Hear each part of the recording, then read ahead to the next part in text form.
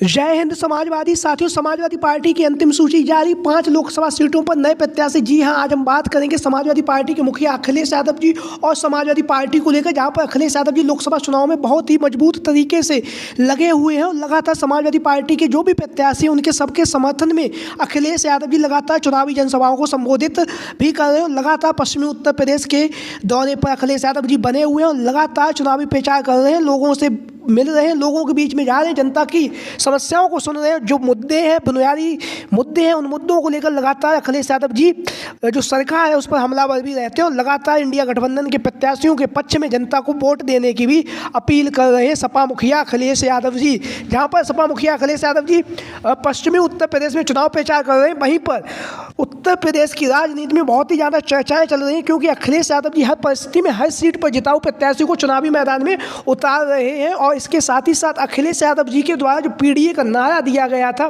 उस नारे को बहुत ही बुलंदी के साथ अखिलेश यादव जी उठा रहे हैं और उसकी झलक अखिलेश यादव जी के द्वारा जो 58 लोकसभा सीटों पर प्रत्याशियों का ऐलान किया गया है उन सूची में भी देखी गई है, जहां पर अखिलेश यादव जी ने सर्व समाज लेते हुए पीडीए के जो परिवार है, अखिलेश यादव जी ने जो नारा दिया है पीडीए का, उस समाज से आने वाले लोगों की ज़्यादा से ज़्यादा लोकसभा प्रत्याशियों को टिकट भी अखिलेश यादव जी के द्वारा दी गई है। तो आज हम बात करेंगे उन 5 ऐसी लोकसभा सीटों के बारे में जो लगातार चर्चाओं का केंद्र बिंदु बनी हुई हैं। सबसे पहले हम बात करेंगे श्रावस्ती की लोकसभा सीट से।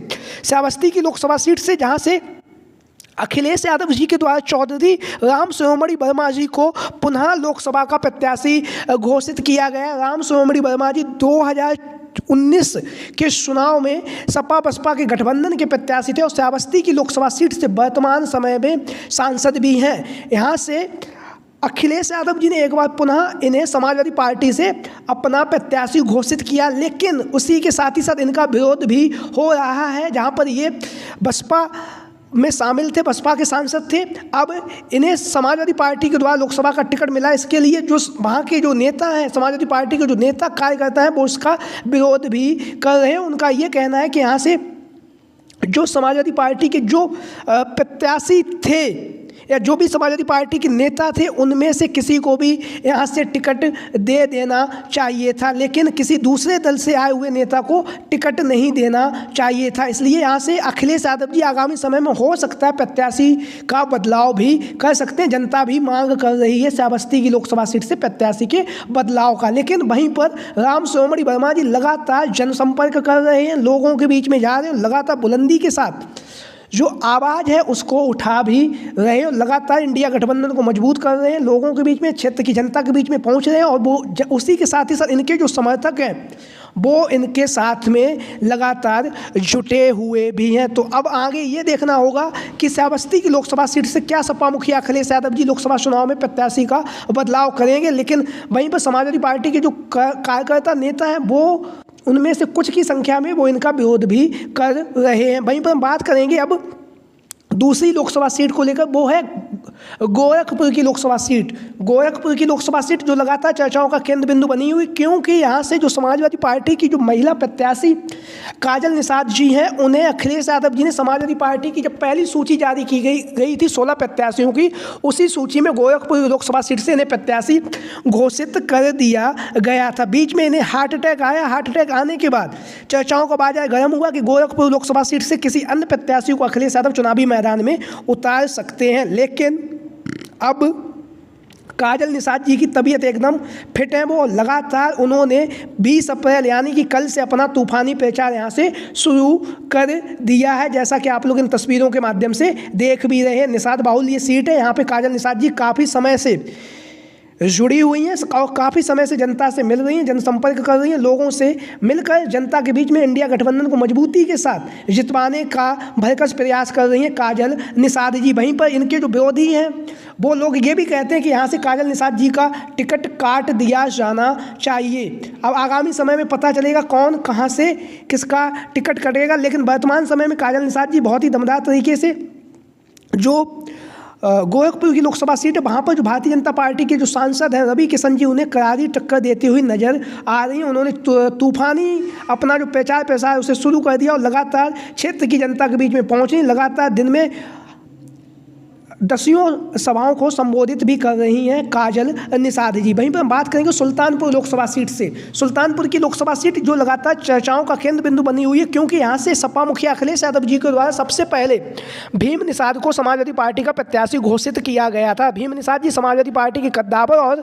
वरिष्ठ नेता भी हैं। वरिष्ठ नेता होने के साथ ही साथ वह लगातार जनसंपर्क कर रहे थे, लोगों के बीच में जा रहे थे और लगातार समाजवादी पार्टी और इंडिया गठबंधन के पक्ष में माहौल बना रहे थे। वहीं पर जब बहुजन समाजवादी पार्टी ने अपना प्रत्याशी जब यहाँ से उतार दिया, तो ऐसी स्थिति में अखिलेश यादव जी ने माहौल को भांपा। माहौल को भांपने के बाद अखिलेश यादव जी ने यहाँ से प्रत्याशी का बदलाव कर दिया। प्रत्याशी का बदलाव करते हुए अखिलेश यादव जी के द्वारा यहाँ से रामभुआल निषाद, जैसा कि आप लोग इन तस्वीरों के माध्यम से देख रहे हैं, रामभुआल निषाद को लोकसभा का प्रत्याशी घोषित किया गया है। सुल्तानपुर की जो लोकसभा सीट है, उस सीट से लगातार रामभुआल निषाद जी अखिलेश यादव जी से भी मिल रहे हैं। वहीं पर लगातार वो जनसंपर्क कर रहे हैं, लोगों के बीच में जा रहे हैं और इसी के साथ ही साथ लगातार समाजवादी पार्टी को लेकर लगातार दमदार तरीके से लोकसभा चुनाव में प्रचार प्रसार भी कर रहे हैं। रामभुआल निषाद जी जो सुल्तानपुर की लोकसभा सीट है, वहाँ से अखिलेश यादव जी के द्वारा इन्हें लोकसभा का प्रत्याशी घोषित किया गया है। और वहीं पर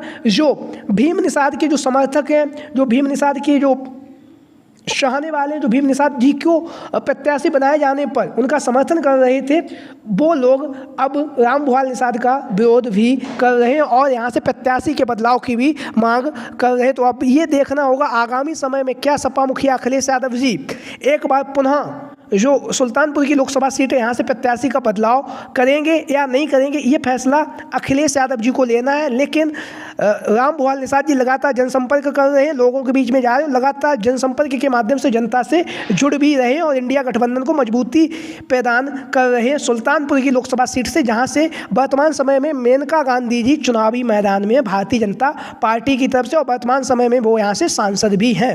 अब हम बात करेंगे मछली शहर लोकसभा सीट से।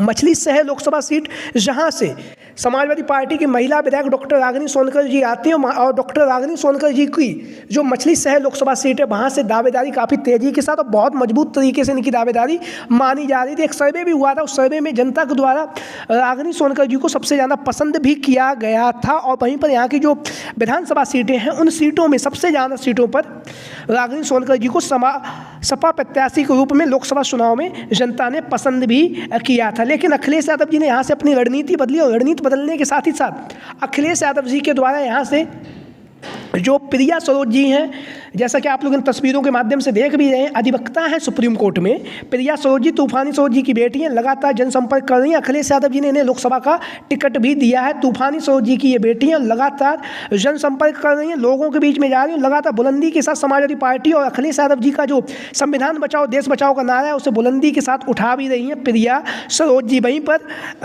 जो जनता है वो इनके टिकट को बदलाव करने की भी मांग कर रही है। यहाँ से मछली शहर की जो लोकसभा सीट है, वहाँ से कुछ लोग हैं वो प्रिया सरोज की टिकट के बदलाव की भी मांग कर रहे हैं। और मांग का बदलाव का जो कारण है वो ये बताया जा रहा है कि ये इन्हें अभी इतना अनुभव नहीं है, ये सीधा इन्हें सांसदी का टिकट दे दिया गया है। ये कारण बताया जा रहा है कि किसी वरिष्ठ नेता को यहाँ से चुनावी मैदान में उतारा जाना चाहिए। वहीं पर हम बात करेंगे गाजीपुर लोकसभा सीट को लेकर। गाजीपुर की लोकसभा सीट जो लगातार अब चर्चाओं का केंद्र बिंदु बन चुकी है, क्योंकि यहाँ से अफजाल अंसारी को अखिलेश यादव जी ने लोकसभा का प्रत्याशी घोषित कर दिया है। अफजाल अंसारी दमदार तरीके से लोकसभा चुनाव की तैयारियों में जुटे हुए, लगातार जनसंपर्क कर रहे हैं, लोगों के बीच में जा रहे हैं, लगातार इंडिया गठबंधन को मजबूती प्रदान कर रहे हैं। वहीं पर एक जो गैंगस्टर एक्ट में जो इन्हें सज़ा हुई थी, उस सज़ा को लेकर अब सस्पेंस बन चुका है, क्योंकि वो उस सज़ा जो है उस पर सुनवाई होनी, इन्होंने जो याचिका दायर की थी उस याचिका को लेकर अब मई के माह में सुनवाई होगी। अगर अफजाल अंसारी जी दोषी पाए जाते हैं और उनकी सज़ा बरकरार होती है, जो सुप्रीम कोर्ट के द्वारा जिस पे रोक लगा दी गई है, अगर वो सज़ा जो कोर्ट है वो अगर बरकरार रख देता है और अपना फैसला अफजाल अंसारी के विरोध में सुनाता है, तो यहाँ से अखिलेश यादव जी नए प्रत्याशी के रूप में अफजाल अंसारी के ही परिवार से किसी अन्य प्रत्याशी को चुनावी मैदान में उतार सकते हैं। जनता की मांग है जो उमर अंसारी जी हैं, उन्हें चुनावी मैदान में उतारा जाना चाहिए अगर अफजल अंसारी के खिलाफ कोर्ट में फैसला आता है तो आप लोगों की क्या राय? ये जो हमने आपको प्रत्याशी बताए, इनमें से किन किन सीटों पर लोकसभा चुनाव में अखिलेश यादव जी को प्रत्याशियों का बदलाव करना चाहिए? आप सभी लोग अपनी राय कमेंट बॉक्स के माध्यम से दें। और इसी के साथ ही साथ अब आगे इस समय में ये देखना होगा कि सपा मुखिया अखिलेश यादव जी इन लोकसभा प्रत्याशियों में से किन किन सीटों पर अखिलेश यादव जी प्रत्याशियों का बदलाव करेंगे, क्योंकि अखिलेश यादव जी के द्वारा अब तक लगभग 9 से 10 लोकसभा सीटों पर प्रत्याशियों का बदलाव भी किया जा चुका है। तो ये जो 5 लोकसभा सीटें जो हमने आपको बताई, उसको लेकर अब ये देखना होगा आगामी समय में क्या समीकरण बनते हैं और अखिलेश यादव जी किस तरह से यहाँ से किसी प्रत्याशी का टिकट काटते हैं या फिर इन्हीं प्रत्याशियों पर अपना भरोसा जताते हैं। वीडियो को अंत तक देखने के लिए आप सभी का बहुत बहुत धन्यवाद एवं आभार।